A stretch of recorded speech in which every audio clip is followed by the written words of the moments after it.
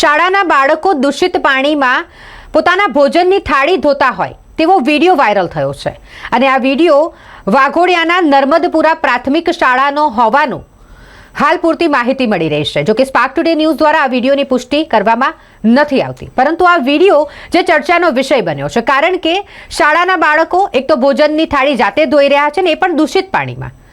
શું કામ તેઓને દૂષિત પાણીમાં આ થાળી ધોવી પડી રહી છે તે એક મોટો સવાલ છે। અહીંની બાળકીઓ કે જે અહીં ભણે છે તેઓનું કહેવું છે કે શાળામાં પાણી નથી આવતું અને જેના કારણે ભોજનની થાળી દૂષિત પાણીમાં ધોવી પડે છે। જાગૃત નાગરિકો દ્વારા આ વિડીયો ઉતારીને વાયરલ કરવામાં આવ્યો છે અને જે હાલ ચર્ચાનો વિષય બની ગયો છે।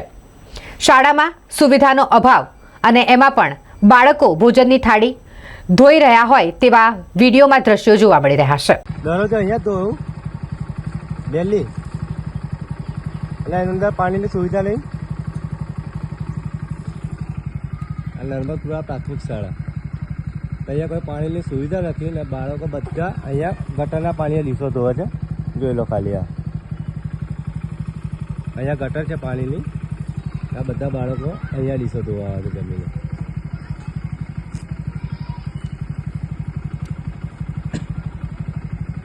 પાણી જોઈ લો ખાલી આ બાજુ અહીંયા ગટરનું જ પાણી આવે છે।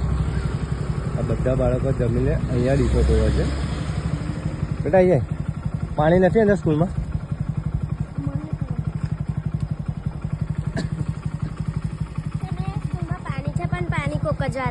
કોક જ વાર આવે છે ને ડીશો દરરોજ જમીને અહીંયા જ ધોવાની એવું?